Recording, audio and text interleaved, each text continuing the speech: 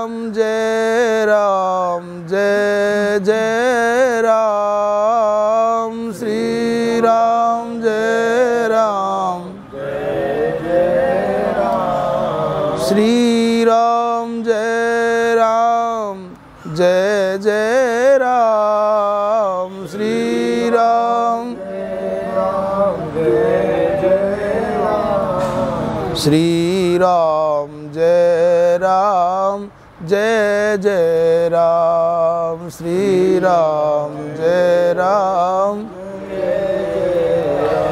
बोलिए सियावर रामचंद्र भगवान की। धर्म की जय हो। अधर्म का प्राणियों में विश्व का गोहत्या गौ माता की परम पूज्य धर्म सम्राट स्वामी श्री करपात्री जी महाराज की, सद्गुरुदेव भगवान की, जगत गुरु शंकराचार्य भगवान की। हर हर महादेव।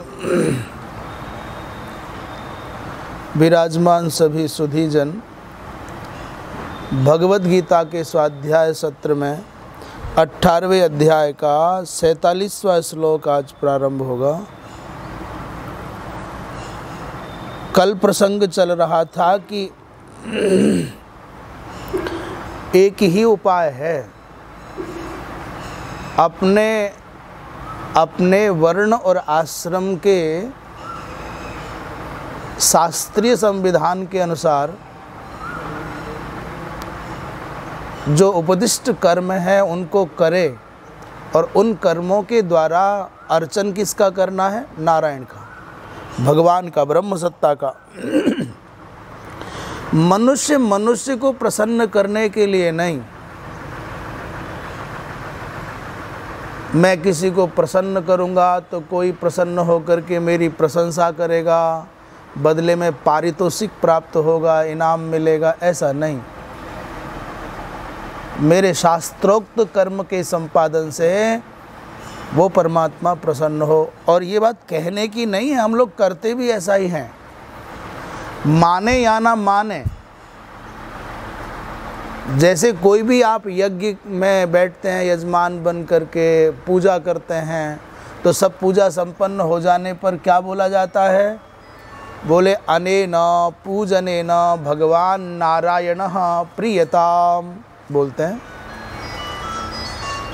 आपने चाहे भगवान हनुमान जी की पूजा की हो, चाहे भगवान राम की पूजा की हो, चाहे भगवान कृष्ण की पूजा की हो, चाहे भगवान शिव की पूजा की हो, चाहे यज्ञ किया हो, क्या बोलते हो?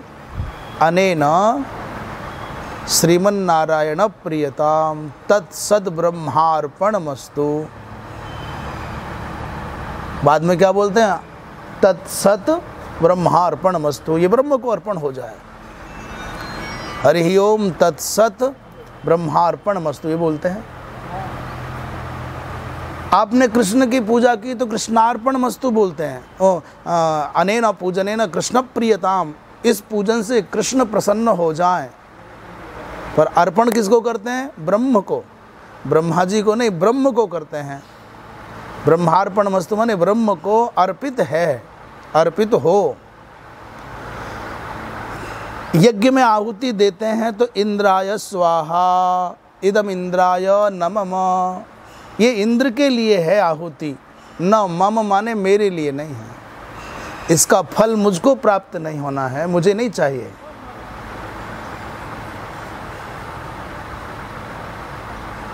इसलिए हमारी सनातन संस्कृति में प्रत्येक कर्म का उद्देश्य, प्रत्येक उपासना का उद्देश्य, प्रत्येक शास्त्रोक्त क्रिया का उद्देश्य भगवान नारायण की प्रसन्नता है।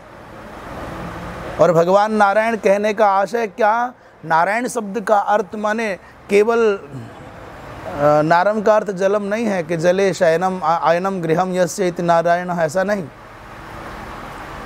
उसका तात्पर्य है कि नार शब्द का अर्थ है मनुष्यों के समूह, मनुष्यों के हृदय में जिसका निवास है, उस चेतना की बात कर रहे हैं। तो उसे सदाशिव भगवान शिव के नाम से कहो, या भगवान विष्णु के नाम से कहो, या भगवान कृष्ण या भगवान राम की संबोधन से उसको पुकारो, चाहे भगवान गणपति मानो, चाहे श्री हनुमान जी महाराज मानो, चाहे भैरव जी मानो, चाहे भगवती जगदम्बा मानो। आप नारायण शब्द का क्या अर्थ है? नारायण का अर्थ सामान्य है, भगवान विष्णु ऐसा कहते हैं कि वो क्षीर सागर में शयन करते हैं, परंतु नारायण शब्द का वास्तविक भाव है जो अंतस चेतना में विद्यमान है। हम सब लोग, आप सब लोग, पूरी सृष्टि चराचर जो चिन्मयी दिख रही है, जिसके बल पर जो आपकी हमारी सबकी चेतना का मूल आधार है, वो नारायण है। प्राणी मात्र के अंदर जो सत्ता अनुस्यूत है उसको नारायण कहते हैं। तो नारायण शब्द का अर्थ थोड़ा व्यापक है। बोलिए वृंदावन बिहारी लाल की। हमारे समग्र कर्मों का उद्देश्य भगवान की प्रीति होना चाहिए। भगवान का ही हम वृक्ष लगाते हैं, अथवा हम भोजन पकाते हैं, अथवा हम कोई भी कार्य करते हैं, उसका उद्देश्य मनुष्य की प्रीति नहीं है, कोई नर की प्रसन्नता नहीं, अभी तो नारायण की प्रसन्नता है। और इस प्रकार यदि व्यक्ति अपने कर्मों के द्वारा उस परमात्मा का अर्चन करता है तो उस परमात्मा को प्राप्त करने की पात्रता पा लेता है। आज आगे चलते हैं। यत एवं अतः, ऐसा होता है इसलिए, श्रेयान् स्वधर्मो विगुणः परधर्मात् स्वनुष्ठितात् स्वभावनियतं कर्म कुर्वन्नाप्नोति किल्बिषम्। श्रेयान् स्वधर्मो विगुणः परधर्मात् स्वनुष्ठितात् स्वभावनियतं कर्म कुर्वन्नाप्नोति किल्बिषम्। एक छोटी तौलिया ला दो, आज पसीना तो आ ही रहा है। बोली वृंदावन बिहारी लाल की। इसलिए एक बहुत अच्छी बात कही जा रही है, जब हमारे आपके सबके चारों वर्णों के प्राणियों के लिए वेदों के द्वारा निर्धारित कर्मों का संपादन करने का उद्देश्य क्या है? बोले भगवान की आराधना। ब्राह्मण कुल में समुत्पन्न कोई वेदवेत्ता सदाचारी विप्र शास्त्रोक्त कर्म करके अपने ढंग से भगवान की आराधना कर रहा है, तो कृषि गौरक्ष वाणिज्य इत्यादि का संपादन करके वैश्य भी उन कर्मों के द्वारा परमात्मा का आराधन कर रहा है। प्रजा रक्षण आदि अपराधियों को दंड आदि देने के कार्य के द्वारा क्षत्रिय भी परमात्मा की आराधना कर रहा है, वो किसी व्यक्ति का नहीं कर रहा है। परिचर्या आदि कर्मों का संपादन करके शूद्र वर्ण के बंधु भी, भाई भी उस परमात्मा की आराधना कर रहे हैं, मनुष्य की नहीं। ये बात समझ में आ जाए तो सारे झमेले अपने आप खत्म हो जाएं। मैंने तो ये मान लिया है कि मेरे द्वार पर जो आया है वो दुनिया की नज़र में भिक्षुक है, भिखारी है, और मैंने ठान लिया कि इनके अंदर भी मेरे प्रभु आए हैं, इनके अंदर भी तो मेरे प्रभु हैं। इसलिए मैं उसको मनुष्य नहीं मान रहा, मैं नारायण मान रहा हूँ। मैं नर नहीं मानता, क्या मानता हूँ? नारायण मानता हूँ। तो मैंने यदि नारायण को भिक्षा दी, उन्होंने आटा मांगा तो आटा दे दिया, रोटी मांगी तो रोटी दे दी, फल मांगा तो फल दे दिया, दूध मांगा तो दूध, जो मेरे पास है मैंने दे दिया। तो मैंने यदि मनुष्य को दिया तो मनुष्य को देने का फल मिलेगा। और कल्पना करो मैंने किसको दिया? भगवान को दिया है। अब सोचो कि आपके द्वार पर आपकी भावना के अनुसार भगवान खड़े, और ये कोई मनमानी बात नहीं है, ये शास्त्र का सिद्धांत भी कहता है। तो आपने भगवान को देने का फल पा लिया। और आप कहते साहब ऐसे कैसे मान लेंगे, ये भगवान कैसे हो सकता है? तो मुझे बता दो जरा, कि नरसी का भात भरने के लिए कौन आया था? बताना कौन आया था? कैसे मालूम तुम्हें भगवान है? तो मुनीम आया था। उसने तो अपनी पहचान, अपना परिचय क्या बताया? बोले मैं साहब अमुक अमुक सेठ का क्या हूँ, मुनीम हूँ। वो ऐसे आता है, गाड़ी ठीक करने वाला गाड़ी, बूढ़े बैल हैं, टूटी गाड़ी है और चलाने वाला कोई ट्रेंड है नहीं, अनट्रेंड चालक है, दर्द से गाड़ी का पहिया टूट लिया और बैलों के घुटने टिक गए। जंगल का रास्ता है, रात होने वाली है, बेचारे कीर्तन करते हुए नरसी भगत, अपने क्षमता थी कम, सवारी हो गई ज़्यादा, तो कीर्तन करने लगे, प्रभु आओ मेरी बिगड़ी गाड़ी चलाओ, मेरी बिगड़ी बात बनाओ प्रभु। महाराज भगवान वहाँ क्या बन करके आगे बताना? अपने कंधे पर थैला लटकाए हैं, उसमें वसूला रखा हुआ है और सामान लेके आ गए। उस नवयुवक सुंदर युवक को देख करके सबने समझा कि ये तो बड़ा ही आ गया भाई, वही गजब हो गया। और नरसी का सोच बैठे हैं, मेरे गोविंद आ गए, मेरे गोपाल आ गए। सारे महात्मा उछल पड़े, सूर्यास्त का समय है और बड़ा संकट का समय है। ये भैया बहुत, भैया भाई हम पर देने के लिए कुछ नहीं है, पर आशीर्वाद बहुत देंगे। हमने जितना भी भजन किया सब तुमको देंगे, हमारी गाड़ी ठीक कर दो। भैया तुम काम क्या करते हो? बोले बाबा काम तो मैं यही करूं, भले लोगों की गाड़ी जहाँ जहाँ अटक जाती है मैं वहाँ वहाँ गाड़ी उसकी निकाल देता हूँ, ठीक कर देता हूँ। और बाबा सुनो, मुझको बैलों को भी ठीक करना आता है। बोले भाई तो बड़ा चमत्कारी है, डॉक्टर भी है और बढ़ई का भी काम कर लेता, सारे काम कर लेता है। उन्होंने थोड़ी देर में खट की और गाड़ी ठीक हो गई। और बैलों के ऊपर हाथ फिराया, बैल भले चंगे खड़े हो गए तन करके। दुनिया के लोग कहेंगे वो कारपेंटर था, वो बढ़ई था, और नरसी भगत की दृष्टि में भगवान है। आज के लोग सारे कहते हैं भगवान आए थे गाड़ी ठीक कर गए। बात भरने की समस्या, एक नया पाई नहीं है, नया पैसा नहीं है, और इतना जोर का भात भरा दुनिया का कोई मुनीम भरेगा क्या?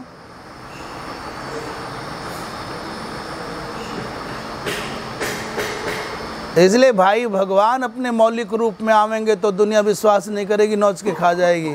बोले तेरा मुकुट बढ़िया है ला, तेरी बंसी बढ़िया है ला, तेरा चक्र असली है कि नकली देख लें दे। अरे तू बहरूपिया है कि असली वाला है, बता तो सही।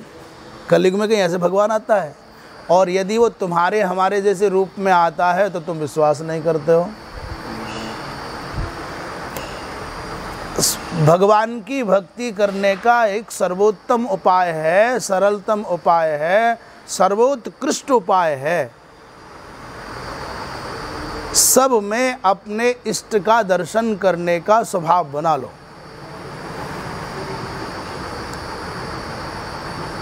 जब कभी मन बहक जाए, जब कभी मन अनिर्णय की अवस्था में आए और जब कभी अंतर्द्वंद्वों से घिरे अपने आप को पाओ, तो इस सूत्र को लगा लेना, आपको आनंद आ जाएगा। दुनिया में किसी के दोष तुमको उद्वेलित नहीं करेंगे, आप उसमें भगवान की छवि देखने लग जाना। किसी ने तुम्हारे साथ अच्छा व्यवहार नहीं किया है, कोई तुम्हारा तिरस्कार कर रहा है या कर दिया है, तुम्हारा अहित किया है या कर रहा है, तो उसमें भी आप भगवान की छवि देखने लग जाओगे।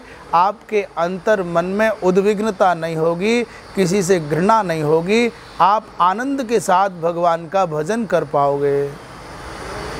बैठ करके पूजा करना, जप करना, पाठ करना, हवन करना, ध्यान करना, ये सीमित है, इसका समय निर्धारित है, पर निरंतर प्रतिपल आपके चित्त में ये भाव बना रहे कि जितने भी संसार के प्राणी हैं सब में भगवत चेतना है, भगवान के स्वरूप हैं, तो आप समझ लेना आपका अनवरत निरंतर सतत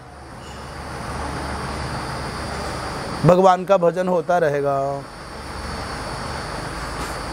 एक ही उपाय है,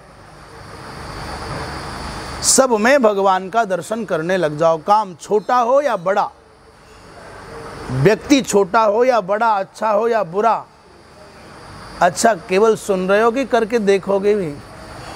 मास्टर जी एक बार को आंख बंद करके समझो तो सही, मेरे पुत्रों में ही परमात्मा नहीं, मेरे शत्रु में भी परमात्मा है, मेरे मित्र में ही परमात्मा नहीं, मेरे विरोधियों में परमात्मा। कोई है विरोधी? नहीं है। कोई विरोधी है दुनिया में? नहीं। आपका विरोधी है? तो फिर आंख बंद करके उनमें जरा भगवान अपने इष्ट का ध्यान करके देखो, उनके वक्ष स्थल पर आपको भगवान की मुस्कुराती हुई छवि न दिखे। आप झूठे को छवि का दर्शन करोगे तो भी आपको कुछ पल के लिए आनंद आएगा। है कोई विरोधी? नहीं है। जरा आंख बंद करके ध्यान करो उसका, और उसके वक्ष पर देखो, आपके इष्ट की भगवान की छवि मुस्कुराती हुई दिखाई देगी। आप भूल जाओगे कहाँ कौन शत्रु है। इस खिलौने के अंदर तो मेरा प्रभु मुस्कुरा रहा है, मेरा इष्ट मुस्कुराता है, तो कहाँ आएगा कोई समस्या आपको। हनुमान जी महाराज कहाँ जा रहे हो? वृंदावन बिहारी लाल की जय। बैठ जाओ, तो बुला रहे थे तुमको, यहाँ आ जाओ। अच्छा, हम जो कह रहे हैं ये बात बनती है कि ऐसे ही चल ही रहा है? वीडियो की तरह हम बज रहे हैं, केवल कुछ करने में आता है, स्वाद आता है कि नहीं आता है? क्या हम केवल बोल ही रहे हैं? ऐसा ही करना चाहिए। करके देखो, यहाँ बैठे क्यों हों। हम सच कह रहे हैं, आप करके देखोगे ना, इतना आनंद आएगा। ये बातें क्यों कह रहे हैं? ये बातें इसलिए कह रहे हैं, आने वाले श्लोक में सारा भाव यही है। आप ये मान के बैठो मेरा काम छोटा है, मेरा कर्म छोटा है, मेरा धर्म छोटा है, उसकी तो बहुत मौज। क्यों भाग रहे हैं लोग?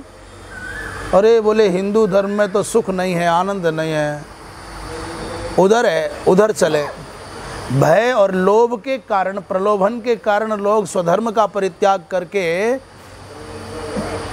इन अवांछित, अनावश्यक और अनैतिक कर्म करने वाले लोगों की ओर भागते हैं। ये श्लोक भी लोगों ने सुन लिया होता तो एक भी अपने सनातन धर्म का परित्याग करके दूसरी ओर न जाता। भगवान कृष्ण ने 5,500 साल पहले युद्ध के मैदान में अर्जुन को निमित्त बना करके कहा था, यहीं कुरुक्षेत्र में ही। तुम्हारे हरियाणा का ही सौभाग्य है कि जहाँ गीता का प्रादुर्भाव हुआ। श्रेयान स्वधर्मो विगुणा, तुम्हारी दृष्टि में यदि तुम्हारा धर्म, तुम्हारा कर्म, पूर्व निर्धारित कर्तव्य थोड़ा कमजोर भी दिख रहा है, विगुण भी दिख रहा है, तुम सोच रहे अब मेरे हाथ में झाड़ू दे दी है और ये यज्ञशाला में अंदर बैठ करके हवन कर रहा है और तुम फड़फड़ा रहे हो बाहर, तो इसका मतलब तुम कहीं नहीं हो। तुमको अंदर भी बिठा दिया जाएगा तो सोचोगे अच्छा मैं तो यहाँ पर हवन कुंड पर हवन करने बिठा दिया हूँ और ये आचार्य के साथ जो है ये घूम रहे हैं, मौज ले रहे हैं, तो वहाँ भी प्रसन्न नहीं होगे। जो जहाँ खड़ा है वहाँ प्रसन्न नहीं है तो मेरा दावा है वो कहीं भी सदा प्रसन्न नहीं रह सकता। और वहाँ घूमने वाला काम दे दिया व्यवस्था वाला तो कहेगा अच्छा हम धुआं में यहाँ घुमाने के लगा दिए हैं, आँखों में धुआं लग रहा है, फूट रही हैं, और ये यहाँ आचार्य के बराबर में गद्दी डाल करके बैठे हैं, फ्री में कुछ कर नहीं रहे हैं। तुम वहाँ भी खुश नहीं हो जाओगे और वहाँ बैठ गए तो मन में आएगा मैं साइड में बैठा हूँ, मेन जगह पर तो बैठा है नहीं, मैं ही आचार्य होता तो बात बढ़ती। तुम वहाँ भी खुश नहीं हो पाओगे। जिसको प्रसन्न रहना है वो तो हर स्थान पर, हर अवस्था में, हर परिस्थिति में प्रसन्न रह सकता है। और जिसे प्रसन्न नहीं होना है उसे इंद्र बना दोगे तो कहेगा मुझे इंद्र तो बना दिया परंतु अभी मुझे ब्रह्मा नहीं बनाया। मैं विष्णु बनूं, मैं शिव बनूं, मैं महाशिव बनूं, मैं अमुक बनूं, संतोष नहीं हो पाएगा। आप अपने कर्तव्य को, अपने कर्म को, शास्त्र के द्वारा निर्धारित कर्म को छोटा मानोगे तो याद रखना कहीं तुम बड़े नहीं बन पाओगे। हम हमेशा कहते हैं, कवि कबीर दास ने अपने कर्म को, अपनी जाति को, अपनी परिस्थितियों को लांछित नहीं किया, कभी गाली नहीं दी कि हम यहाँ पड़े हुए हैं, हमको ये काम करना पड़ रहा है। रविदास ने कभी भी रोना रोया हो कि मैं कौन सी जाति में, कौन से कुल में, कौन से कार्य में लगा दिया हूँ, किसी ने कोई रोना नहीं रोया भाई। वो धन्ना जाट हो, चाहे कर्माबाई हो, चाहे मीराबाई हो, चाहे कोई क्यों ना हो,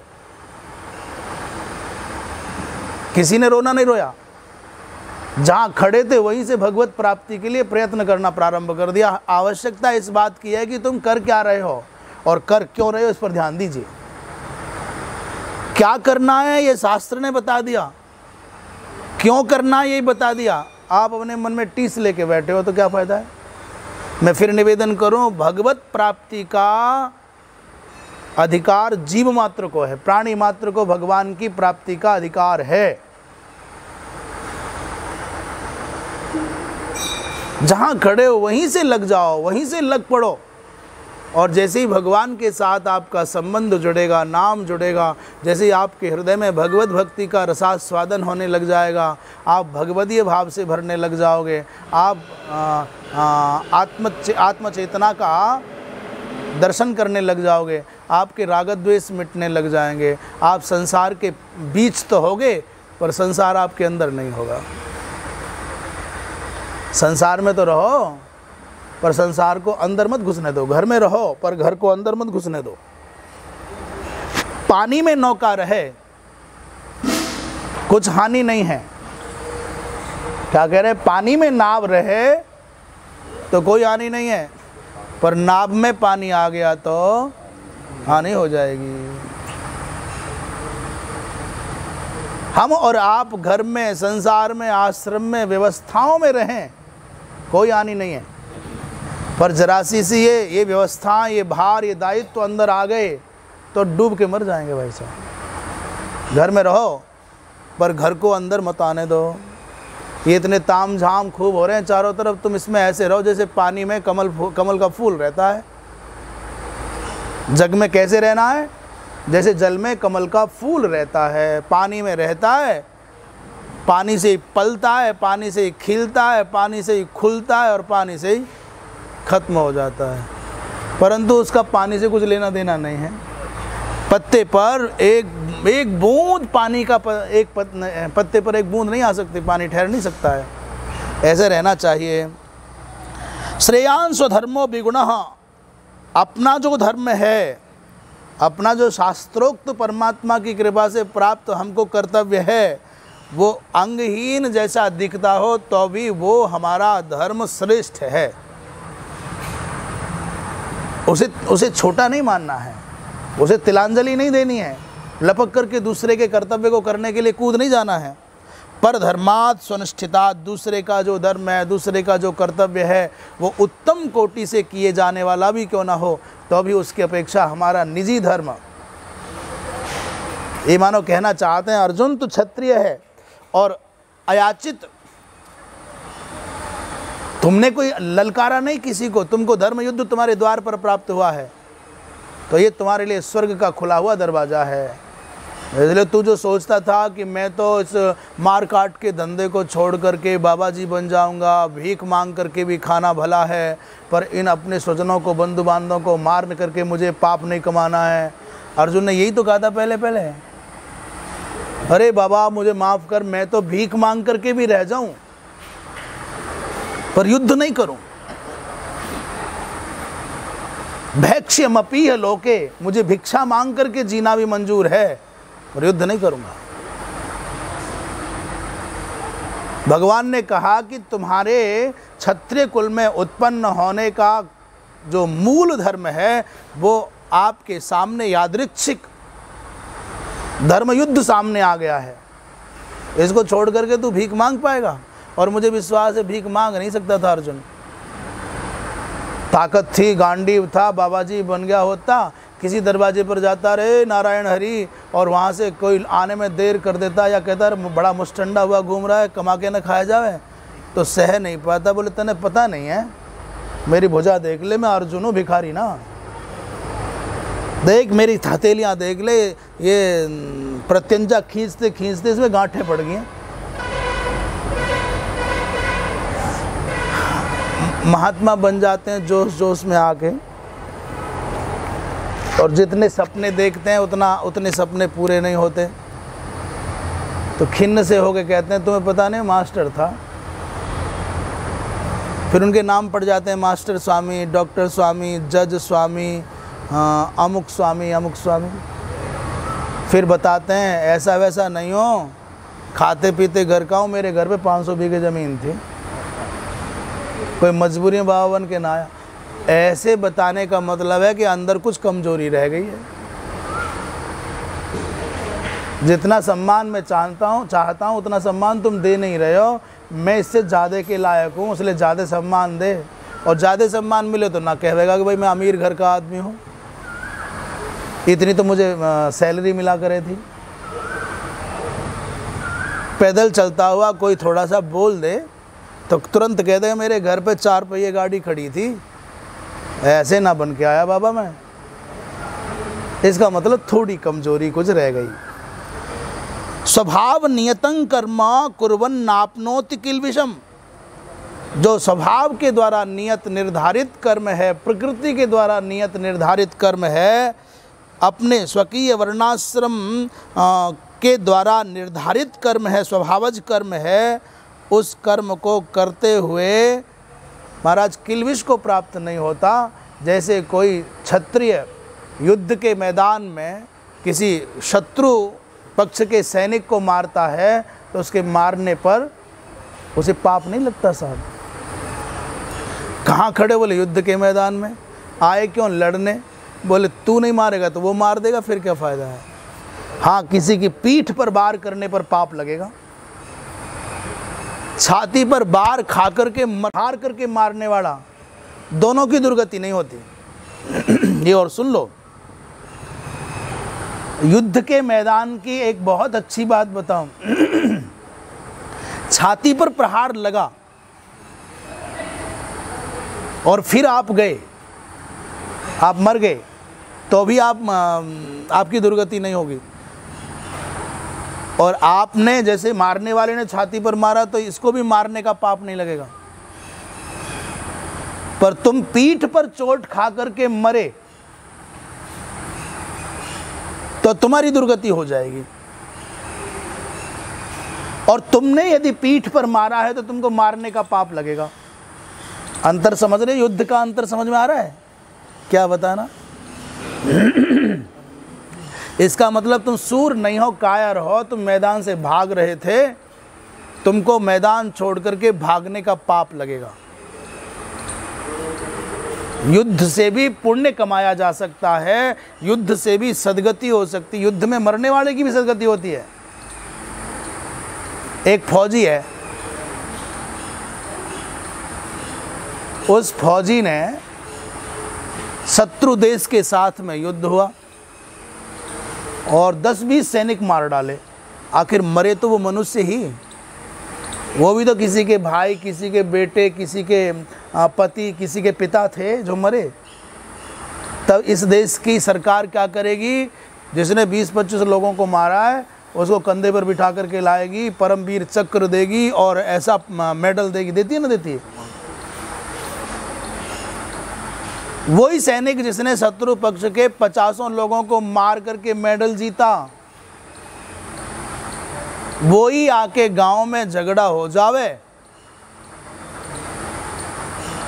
और आवेश में आकर के किसी पर गोली चला दे, कोई मर जावे, अब इनाम ना मिलता, क्या मिलेगा?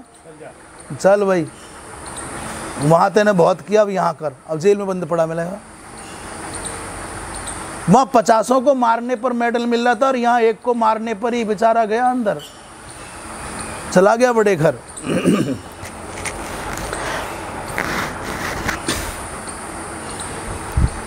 काम एक ही है, वहां भी मारे यहां भी मारे, परंतु उद्देश्य दोनों अलग अलग है।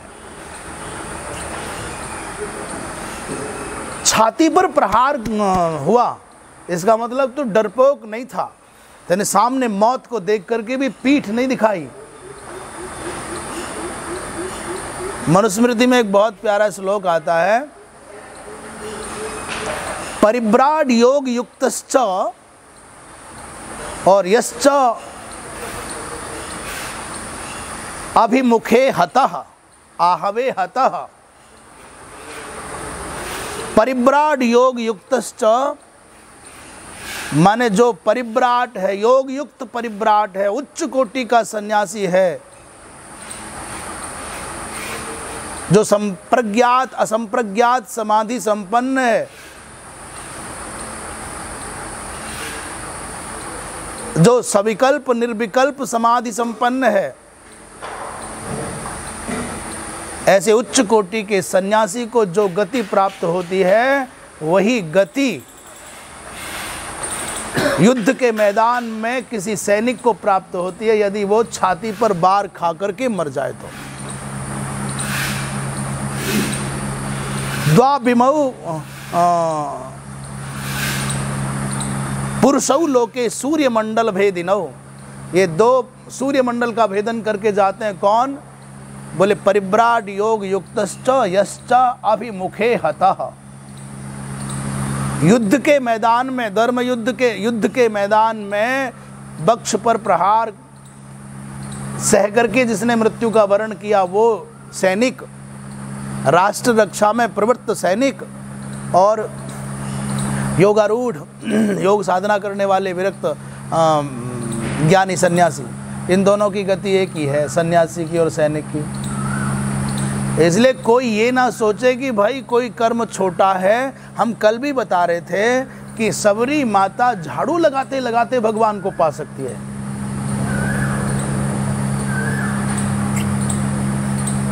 वो झाड़ू लगाना संसार की प्रशंसा पाना नहीं था, दुनिया की प्रसन्नता कमाना नहीं था। उसके झाड़ू लगाने का उद्देश्य मेरे रघुनाथ के कोमल चरणों में, कोमलतम पाद तलों में कहीं कोई पत्थर न चुभ जाए, कोई कंटक न चुभ जाए। मेरे राम जब आए तो यहाँ आने में उनको कोई असुविधा ना हो जाए। उन्हीं के लिए जल भरती है, उन्हीं के लिए फल लाती है और उन्हीं के लिए झाड़ू लगाती है, आसन बिछाती है। उसकी एक एक क्रिया का उद्देश्य, नेत्र निहारते हैं तो केवल राम को निहार रहे हैं, प्रतीक्षा भी कर रहे हैं, नारायण नारायण। कान चौकन्ने होकर के देखना, सोचते हैं कि पत्ता हवा चली, पत्ता हिला, आवाज हुई तो तुरंत कान खड़े हो जाते हैं, कहीं मेरे राम तो नहीं आ रहे हैं। उसके कानों के श्रवण का उद्देश्य राम है, उसके नेत्रों के दर्शन का उद्देश्य राम है, उसके चित्त के चिंतन का उद्देश्य राम है, उसकी बुद्धि की व्यावृत्ति का, जो बुद्धि के बौद्धिक कौशल का उद्देश्य वो राम है, उसके शारीरिक चेष्टाओं का, क्रियाओं का उद्देश्य राम है। जो अपनी सब इंद्रियों के द्वारा अपने आराध्य का आराधन करता है वो शबरी बन जाता है, वो गोपी बन जाता है। स्त्री हो या पुरुष, अभी हमारा मन कहीं और है, हमारी बुद्धि कुछ और कर रही है, हमारे हाथ किसी और काम में लगे हैं, आँख अपने अलग ही गुल खिला रही है और हम बोल कुछ और रहे हैं। तो ये भजन नहीं है भाई साहब। भजन तो ये है कि तुम चाहे कुछ करो पर एक निष्ठ होकर के करो।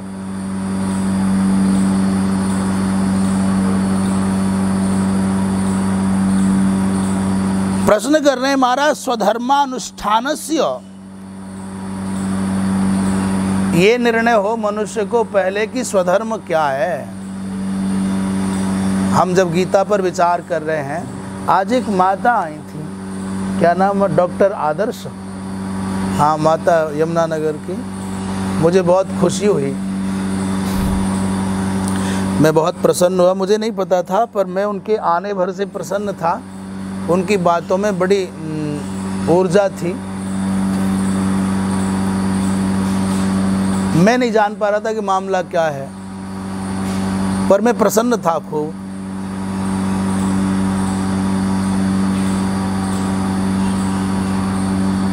बहुत देर तक बातें होती रहीं, मूल कारण समझ में नहीं आया प्रसन्नता का। मेरे अंदर भी खुद ही प्रश्न उठ रहा था कि भाई इतना खुश होने का आधार क्या है। माँ एक सामान्य माँ है, जैसे और आते हैं वो भी आई है, बातों में चेतना है, बातों में सकारात्मकता है, वो तो ठीक है, परंतु बहुत लोगों की होती है। जाते जाते अचानक बोली इनसे कि हमको हमारे उनके कोई आदर्श, उनके कोई पूज्य रहे होंगे जीवन में, गुरु परंपरा में कोई संत या जो भी, उन्होंने बहुत प्रारंभ में प्रतिज्ञा कराई थी कि प्रतिदिन आपको 1 घंटे गीता का स्वाध्याय करना है। अब मैं सोच रहा था भाई मैं इतना खुश क्यों हूं, कारण क्या है। और भी लोग आते वो भी आए, और भी लोग बात करते वो भी बात कर रहे हैं। उनके विचारों में, उनकी उपस्थिति में, उनके शब्दों में, उनके होने में पॉजिटिवनेस थी। ये बात सी ठीक है, सकारात्मकता खूब थी, उल्लास खूब था, पर मैं जान नहीं पा रहा था कि इनके मुझे अचानक ऐसी प्रसन्नता का कारण क्या है, क्यों। पहली बार मिली है, मैं उनको जानता नहीं, ना उनके प्रकृति को जानता हूँ, ना प्रवृत्ति को जानता हूँ।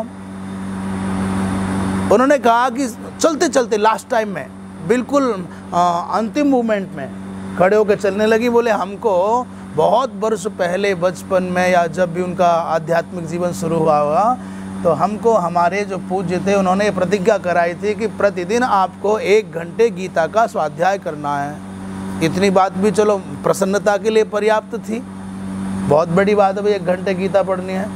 ऊपर से उन्होंने कहा कि वो भी ऐसे नहीं। मास्टर जी कैसे? ऐसे नहीं तो कैसे? बोले शांकर भाष्य के सहित। यही बात है ना, शांकर भाष्य के सहित 1 घंटा कोई गीता का प्रतिदिन स्वाध्याय करता है। तो ये इन्होंने बताया कि महाराज जी भी शांकर भाष्य पर गीता का प्रवचन करते हैं, वो भी बहुत प्रसन्न हुए। परंतु मैं तब बाद में समझ पाया भाई ये तो मामला इसलिए प्रसन्नता का आधार बन रहा था, ये चेतना तो गीता जी के गीत की गुनगुनाहट से गुंजित है। ये चेतना इसलिए कुछ विशिष्ट लग रही थी कि लगभग कितनी अवस्था होगी माता जी की उनकी? 70 के आसपास हो रही है, पर खूब उमंग में। बाद में पता चला कि वो 1 घंटा नित्य स्वाध्याय करती हैं भगवत गीता का शांकर भाष्य के सहित, और कितने वर्षों से निरंतर करते चले आ रहे हैं। तो कहने का आशय ये है कि पहले ये पता चले कि हमारा स्वधर्म क्या है, हम क्या है स्वधर्म। स्वधर्म को जानने के लिए पहले ये जानो कि तुम कौन हो, और तुम कौन हो इस प्रश्न का आशय ये नहीं है कि तुम शरीर को फेंक करके अंदर घुसो और चेतना के पास खड़े होकर पूछो तुम कौन हो। ये बात नहीं कर रहे। शरीर का ही परिचय पहले पता करो, कौन हो तुम। हमने बता रखा है शरीर का नाम जनार्दन है, गोविंद है, कृष्ण है, वासु आदि नाम रख रखे हैं हमने। ये रमेश हैं साहब, ये सुरेश हैं, ये ब्रजेश हैं, ये अमुक नाम है।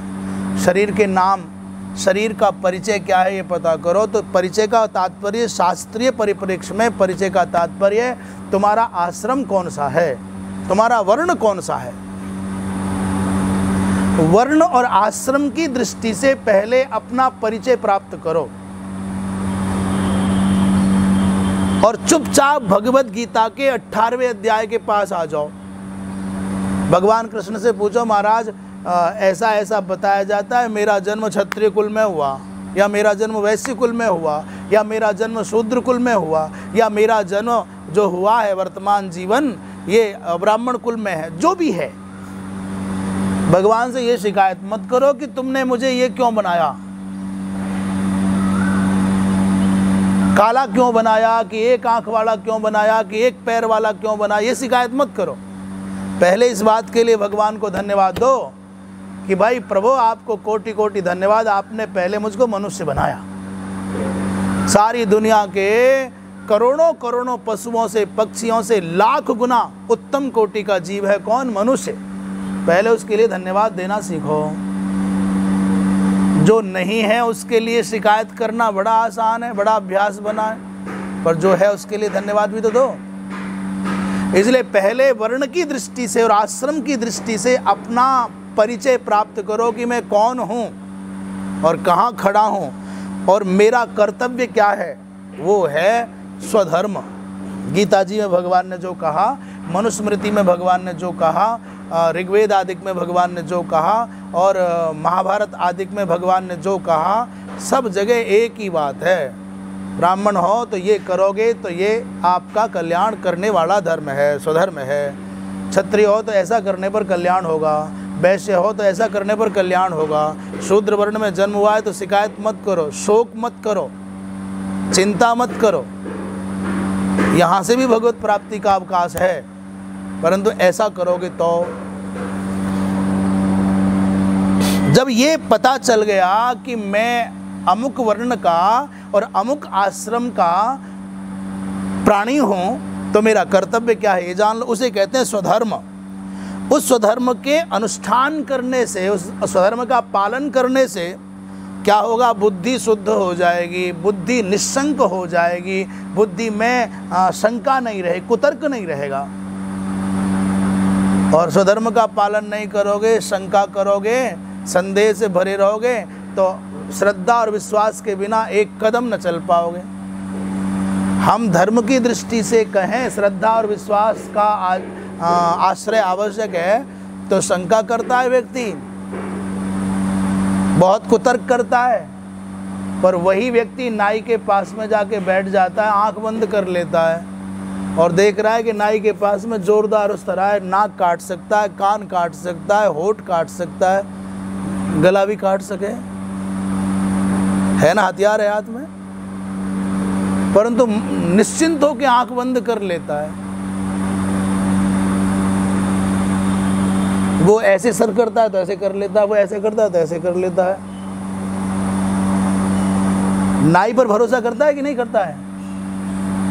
एक हज्जाम पर भरोसा कर सकता है इंसान, जिसके हाथ में तीखा ब्लेड है। एक भोजन बनाने वाले भंडारी पर भरोसा कर लेता है इंसान, बिल्कुल शंका नहीं करता कि मिला ना दिया हो, एक चुटकी भर मिलाएगा मर लेंगे।